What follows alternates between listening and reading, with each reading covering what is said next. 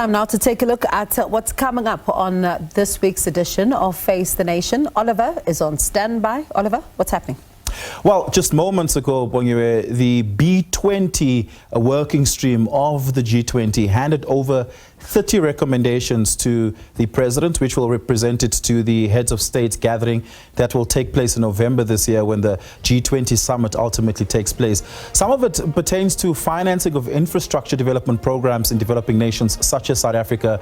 The call there by Cas Govadia, the Sherpa of the B20 gathering and working stream, is that South Africa must lead on presenting the data and financing models through which this can be taking place. We're going to be speaking to Busi Mavuso about that.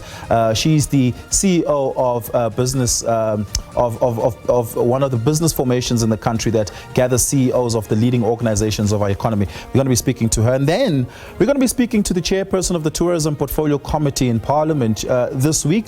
The minister, of course, had appeared before the Portfolio Committee, answering a lot of questions also pertaining to the governance issues at the Tourism South Africa organization, following, of course, dissolving the board there after the board, for instance, was not compliant with some of her instructions. And then we're going to be talking to the MEC of Agriculture in Gauteng. Now, they've brought a very interesting proposal to the table. Grocers and restaurants, for instance, that sell food can discard that food when it reaches its sell-by date. Not expiry date, it's sell-by date. Well, they want to make it illegal for grocers and supermarkets to be able to discard food that is still well within the edible stages, but without necessarily incurring the costs. They say, well, this food must go to people who don't have food, such as the poor. Ultimately, should grocers give food for free to those who don't have? That's the question.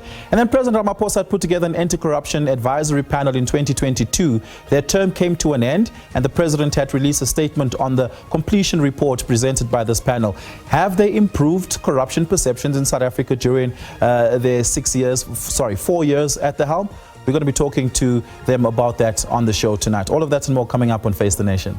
Oliver Dickson, looking forward to it. Thank you so much for that. You don't want to miss Face the Nation at 8 p.m. Oliver will be there in the hot seat with many others. Of course, as you heard, keen to note is, of course, some of the conversations around corruption and even the G20. And, of course, you can then catch that at 8 p.m.